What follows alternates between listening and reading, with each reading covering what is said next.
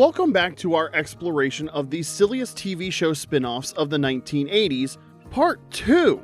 After covering notorious failures like After MASH and Joni Loves Chachi in our first video, we're diving deeper into the glittery dumpster fire of television's most awkward attempts to clone success.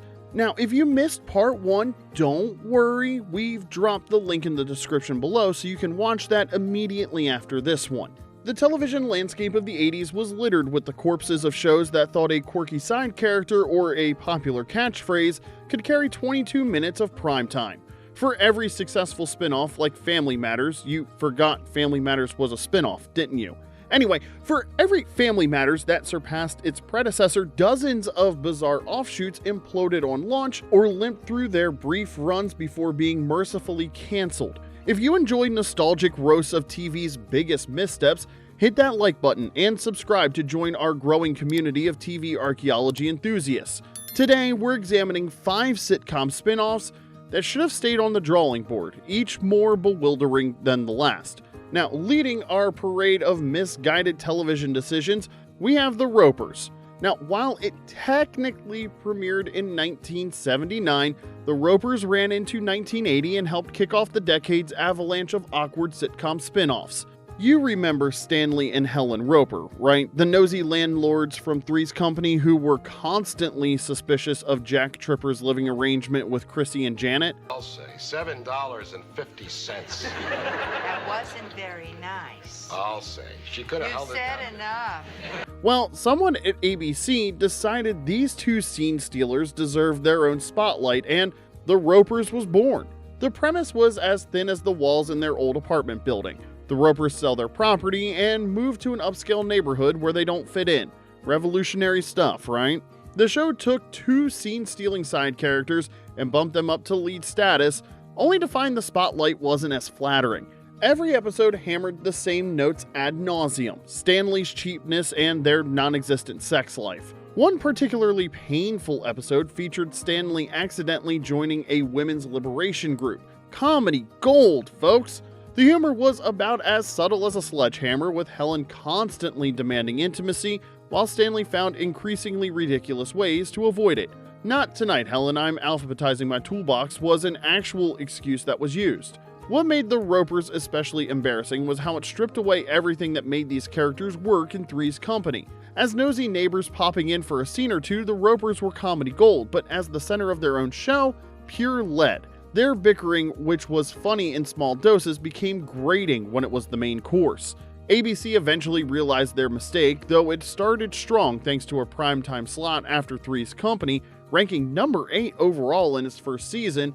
ABC moved it to Saturdays for season 2, where ratings quickly tanked. The show was canceled after 2 seasons, totaling just 28 episodes.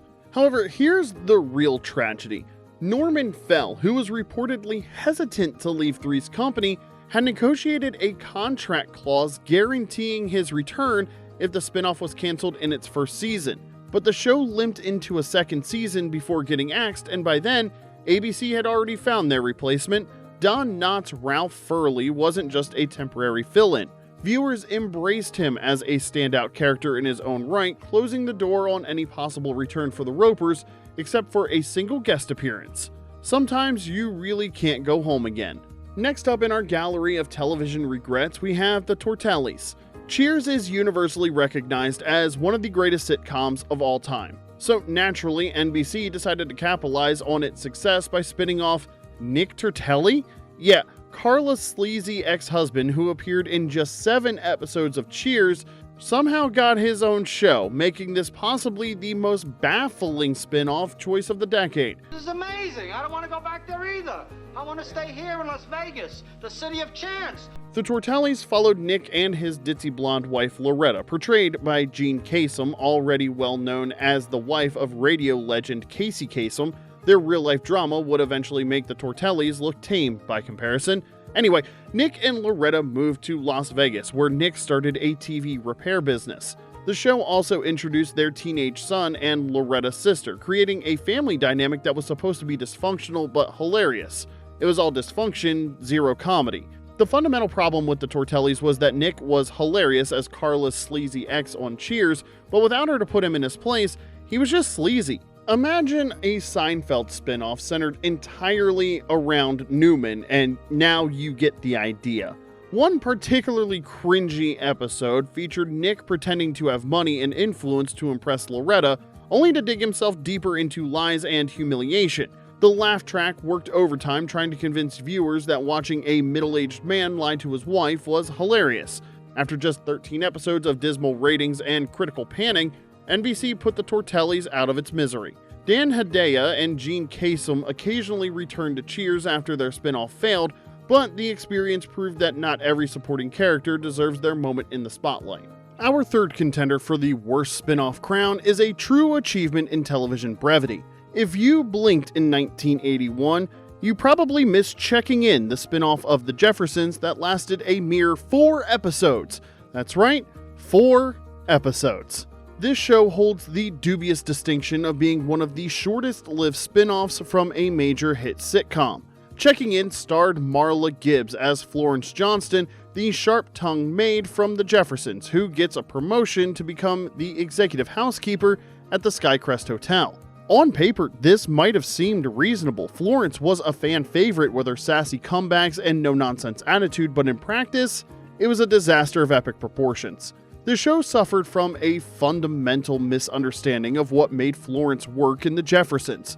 Florence without George Jefferson was like Abbott without Costello. Technically still there, but none of the magic. Their bickering and mutual disrespect provided the comedy. Removed from that dynamic and placed in a hotel setting with all new characters, Florence's character fell completely flat. In one of the few episodes that actually aired, Florence had to deal with a hotel guest who insisted on bringing his pet goat into the establishment. Hilarity did not ensue. The writing was so desperate for laughs that it resorted to slapstick and cartoonish scenarios that betrayed the relatively grounded humor of The Jeffersons. After CBS pulled the plug, Florence returned to The Jeffersons like she'd just popped out for groceries. No mention of the hotel, the goat, or the brief 4-episode disaster. The writers simply explained that the hotel had burned down, and viewers welcomed Florence back with open arms. The show quickly moved on as if her departure had never happened, and viewers were all too happy to collectively agree to forget Checking In ever existed. Now, if you're enjoying this nostalgic cringe fest, make sure to hit that like button and subscribe for more trips down TV's memory lane. Which of these spin-offs do you actually remember watching? Were they as bad as we're saying, or are we being too harsh? Let us know in the comment section below. For our 4th spin-off failure, we turn to the Bunker family tree. All in the Family was groundbreaking television that changed the sitcom landscape forever. It had already spawned several successful spin-offs, including The Jeffersons, Maude, and Archie Bunker's Place. With that track record, CBS figured they couldn't miss with Gloria, starring Sally Struthers as Archie Bunker's daughter. But unlike its predecessors, this spin-off proved to be the runt of the Bunker television litter. Gloria picked up after Gloria had divorced her husband Mike Meathead Stivich, played by Rob Reiner in the original series but never appearing in the spin-off. She and her son Joey moved to a small town in New York where she worked as a veterinary assistant. I'm Clark V. Yulee Jr. Gloria Bunker-Stivic. I'm the new vet assistant. The show attempted to maintain the social conscious themes of All in the Family, but lacked the sharp writing and compelling dynamics that made the original a classic. The fundamental problem with Gloria was that it removed the character from everything that made her interesting. It was like someone took All in the Family, removed the family, and hoped the audience wouldn't notice. Gloria worked as Archie's liberal-minded daughter, challenging his conservative worldview alongside her husband. Stripped of the ideological clashes and family dysfunction that made her pop, Gloria became a well-meaning but forgettable sitcom single mom. Sally Struthers gave it her all, but the scripts gave her little to work with beyond tired single mom tropes and flat punchlines. The show attempted to introduce Burgess Meredith of Rocky fame as a cantankerous substitute father figure, but without Carol O'Connor's Archie Bunker, it just wasn't the same. One particularly embarrassing episode featured Gloria trying to date again, only to discover her potential boyfriend was actually married. The episode aimed for poignancy but landed somewhere between tedious and depressing, a far cry from the brilliant social commentary of All in the Family. Despite being part of the extended Bunker universe that had seen previous spin-off success, the ratings declined steadily and the show failed to build a loyal audience. It was canceled after a single season. The failure of Gloria demonstrated that even beloved characters from iconic shows couldn't succeed without the ecosystem that made them work in the first place. And finally, rounding out our tour of spin-off shame, we have the catchphrase turned sitcom disaster, Flo. Kiss my grits. That catchphrase made Flo the breakout character of the sitcom Alice, and CBS executives apparently thought it was strong enough to build an entire show around. Flo starred Polly Holliday, reprising her role as the sassy Southern waitress Florence Jean Castleberry, who returns to her hometown of Fort Worth, Texas to open a roadside called Flo's Yellow Rose. On paper, this might not have seemed like the worst idea. Holliday was undeniably talented, and Flo was a beloved character known for her colorful personality and memorable one-liners. But Flo perfectly demonstrates the perils of taking a one-note character and trying to expand them into a three-dimensional protagonist. As a supporting standout on Alice, Flo's brassy personality and sexual innuendos provided comic relief in small doses. Once shoved center stage, viewers realized that sass and a catchphrase don't make a protagonist, and these traits quickly become grating. The show attempted to introduce a cast of eccentric locals at the Roadhouse, including a bartender named Earl. Interestingly, Earl was played by character actor Jeffrey Lewis, who would later become better known to many as the father of actress Juliette Lewis. Even with this Hollywood connection, the honky-tonk sitcom couldn't avoid riding off the ratings sunset. None of these relationships had the chemistry that Flo shared with her fellow waitresses at Mel's Diner. Without Mel to yell at or customers to charm, Flo's character lost her spark. In one episode, Flo enters a mechanical bull riding contest to save her struggling roadhouse, a plot that felt more rodeo clown than relatable comedy. Flo's Yellow Rose was less urban cowboy and more urban who approved this. After moderate initial ratings that quickly declined, CBS shuffled the show around the schedule before canceling it after 2 abbreviated seasons. Unlike others on our list, Flo's character never returned. She vanished from the television landscape, leaving behind only memories and a catchphrase that aged like milk in the Texas sun. So there you have it, 5 spin-offs that prove success can't be photocopied. Which of these spin-off disasters do you remember most clearly? Were there any you actually enjoyed despite their reputation? And here's a teaser for part 3. We've saved some truly baffling spin-offs for next time, including one so confused about its own identity that it changed names multiple times in a single season. Can you guess which shows we'll cover? Let us know in the comment section below, and if you enjoyed this nostalgic roast, hit that like button and subscribe to our channel.